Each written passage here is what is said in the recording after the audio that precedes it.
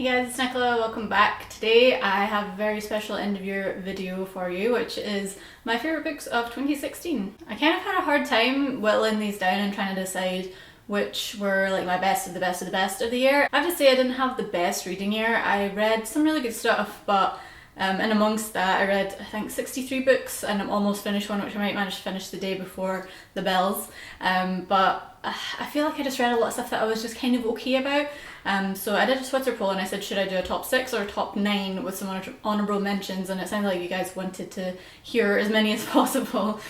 So I'm going to share my top 9 with you today. So I'm going to divide these up a wee bit. The first I have are 3 novels, 1 classic and 2 contemporary. I'll start with the classic one, which will come as no surprise if you've been following me this year. It's Gone with the Wind by Margaret Mitchell. I read this back in February with a few of my booktube friends and it was a challenge. Being the shortest month of the year, this edition is almost exactly 1,000 pages, and like just having a lot of stuff going on in February. I had a film festival to attend, I was travelling back and forth between the UK and the US, so it was a busy month for me, but I really loved this book. I loved the characterization in it. I loved that I didn't know what was going to happen from chapter to chapter, and I have a little bit of knowledge about the Civil War, but not enough to know like what happened at which periods in time. And I just thought this was like a total masterpiece, and it didn't feel like a slog at any point. I definitely was always like geared to go back to it, and just I love the prose, and there are problems with it obviously for its time period, but I mean if you're gonna write one book, make it this book because it's just astonishing. I just loved it, and I can see why people love it so much and why people go back to it. I know of a few people who reread this like throughout their lives and stuff. I think it'll be a very different experience to go back to it like knowing what happens. So yeah, definitely recommend it if you haven't read it before, and absolutely loved it. I'm really glad that I got around to it. And then for contemporary novels, I have one that was published this year, which is The Lesser Bohemians by Emer McBride. This book is just next level. It's gorgeous. It's kind of a stream of consciousness style of prose. So it's kind of like fragmented in thoughts and ideas, and there are points where like dialogue will jump in and like the character is in the middle of like literally in the middle of a thought in the middle of a sentence, and the way that was written, there were like kind of spaces between words rather than like the traditional dialogue markers. And it did take a wee bit of time to get my brain around it. A friend of mine suggested listening to Emer McBride talk or read from this novel before you try to read it, and I think that's a really good place to start. And then there's like this big dramatic monologue in the middle of it that kind of comes out of nowhere. You don't really learn the protagonist's name until like almost towards the very end, and it's just really joyous. I haven't even explained what it's about yet. It's about a drama student who's a young woman. She goes to London, she falls in love with an older actor, and it's really about their relationship and her trying to learn to be in a relationship and him trying to learn to be in a committed relationship and a loving relationship, having had a lot of experiences of abuse and things in his past life. So I just loved the way it was all put together. I've tabbed loads of stuff in this, but I haven't gone back to it. It totally ruined me for a while. I had a massive novel hangover. I was reading a lot of nonfiction the month after I read this because I just couldn't find any other novels that were doing the trick for me. So I don't know if that is a good endorsement for you if you like don't want to give up an extra month of reading after it, but it was gorgeous and it was the best new book that I read this year. Another recent release that I really enjoyed was Night Waking by Sarah Moss. I think this came out a couple of years ago. It's about a woman who is on a fictional Scottish island called Colsay, where her husband is tracking puffins, and she has 2 kids who are 2 and 7. A lot of people on BookTube had talked about this novel, and I didn't really know if it was going to be my thing. I ended up downloading the sample and just like giving it a shot, and I enjoyed it so much that I kept reading, and it quickly became like one of the best novels of the year. It was one of the few that kind of broke through that slump that I had after reading Lesser Bohemians. It's really a book it's about motherhood, but it's about reluctant motherhood, which was the part that made it interesting for me. And she's also an academic, so she's also got this like work that she wants to do. She doesn't really want to be a mother at this moment in her life. She doesn't want to be taken away from her work because she's trying to find snatches of time to do her research. And eventually throughout the novel some events happen on the island which lead her to start doing more research on that and kind of like cheating on her research time to like find out what was going on this island where her husband has like a long lineage, a long family history. So that was really interesting as well. There was just so much rich like research must have gone into writing this novel, and I love that she does internal monologues so well, where a character can have like a really rich personal experience, and even if they're doing really mundane things, they also have like this academic mindset and this like what's the word I'm looking for, intellectual life that they kind of like take time away alone to like work on or to think about and to model through. So those were the things that really appealed to me about this book, and I think she writes with like real clarity, and like at points there were like family interactions. I felt like I was just sitting in the room like watching it all happen, so that was really cool. And as an honourable mention that goes on along with that, I really enjoyed The Tidal Zone, which is also by Sarah Moss, that came out this year, which is sort of a similar concept, but it's a male character who has an older daughter who's about 15 who basically collapses and stops breathing at school one day, and they don't know what's wrong with her, and they don't know, he's basically living in fear that it's going to happen again, and is kind of like trying to learn how to live with that information. So I really enjoyed that, and I read that first, which was why I wanted to read Night Waking, but Night Waking ended up winning out for me, but I would recommend both of them highly. Moving on to some non-fiction now, I read 2 pieces of kind of memoir which really stuck with me this year. The first is Strangers on a Train by Jenny Diskey. I talked about this in one of my wrap-ups, and if you listen to my podcast you'll have heard me talk about it for months and months and months, because I recently discovered Jenny Diskey. She died early this year, and I started reading her stuff and I was like, holy crap, this woman like just could write, and she liked to be lazy, but she also really liked to travel, and I think we share a mindset in many ways.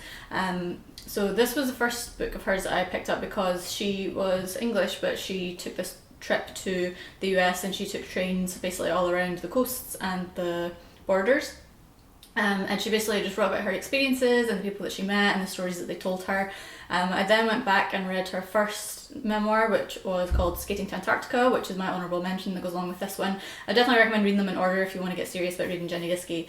But this was the one that really took all of those ideas that she had to the next level. So she talks about things that happened in her life from like certain periods of her life. This one was her adolescence and early adulthood, and kind of like learning to be her own person in the world, and then she links that back in with this train journey and the stories that people tell her and her experiences on that trip. And I've read some other travel memoirs since then because it really put me in the mood for it, but it just didn't like live up to this for me. So this is definitely a new favourite, not just a favourite of the year, but a favourite of all time, and I'll definitely be reading this again sometime. And another wonderful non-fiction book that I read this year is The Argonauts by Maggie Nelson. I have to quote Simon from Savage Reads because I think he had the best description of this book, which is that she just opens up your brain and puts lots of ideas in and lets you think about them and let them percolate. She is originally a poet and she's also an academic, so she has a very kind of artistic approach to writing and to language. And this book is part memoir. It's about her when she was pregnant, and at the same time her partner was transitioning. And that really doesn't like describe all this, how I tend to like go about describing it to people, but you know, it's about your like body's changing and like new modes of life and like dealing with difficult things and all kinds of stuff. And just the way she writes is really beautiful. She brings in a lot of academic research and like quotes and things like that, and the way that that's shown in this book is that you get little names in the margins, so she kind of refers to works on the way through it as well. I actually originally read this and made all my little notes in it, and then I lost my copy, so this is a new one. And I wish I kind of had those original notes. I do have other notes though. It's just really thoughtful, like nothing else that I'd ever read before. Definitely a big fan of Maggie Nelson now, and the honourable mention that goes along with this one is over here. Let me grab it out. It's called Bluets, and it is an earlier piece by her, which is an essay about the colour blue. And again, it mixes together all those different kinds of elements. And this one is kind of in like paragraph form, so each of the sections is numbered. And I basically sat and read this in one sitting and put loads of tabs in it, and I loved it. So either one of these, definitely give them a shot if you haven't read Maggie Nelson yet. My battery's flashing at me, which is disconcerting, so these last two, I don't know if they would definitely make the list of 6, but one of them is The Story of My Teeth by Valerie Luiselli. This is an author who is originally from Mexico. She's lived all over the world. I really enjoyed her first novel, which is called Faces in the Crowd, and especially her essay collection called Sidewalks. So this came out around the time that I was reading those. It's translated by Christina McSweeney, and it's like a wee bit different in every language that's been translated into. And the way that she wrote this was that she wrote these little pieces, and they were published as pamphlets, and they were given out to some people who work at a juice factory, because this is a thing they used to do back in the day with tobacco factories, was that they would like read over the tannoy, like a Thomas Hardy novel or something like that, to keep people's minds active as they were working with their hands. So she basically took that idea, but then also had like a little book club who would get together and they would talk about what they'd read and heard, and then they would give some feedback, and so she would listen to the recordings of their conversations and like change things and come up with ideas from there. And this edition is really lovely. It's from Coffee House Press and it has all these like inserts with like some nice images and stuff, and there's like some image storytelling in here as well, just something really interesting and different. I think the way that it's published in the UK by Grant is slightly different, but I really love this edition, and I found the main character is called Highway Sanchez, and he's just a character and he's trying to impress his son, and he's hilarious and really charming, so definitely recommend this one as well, one of my favourites. And then finally, a book that blew me away at the beginning of the year was My Brilliant Friend by Eleanor Ferrante, and then by extension the rest of the Neapolitan novels. I'm halfway through the third one at the moment. I read the second and the first half of the third while I was on holiday this past week, and I'm still really engaged in the story, and enjoying the themes of what it is to be a woman and growing up as a woman in the world, and her characters kind of like are responding to the world with their own forms of feminism, but they don't have the language to really explain what it is that they're thinking and feeling. They don't have the words for it, and so I found that interesting because there's a way to kind of think of things and take those ideas away from myself as well. So those are the books that have really blown me away this year. I will do also a bit of an update on like some stats and my reading resolutions for the year, which will be out hopefully tomorrow or the next day. And I also have an end of year book haul coming up.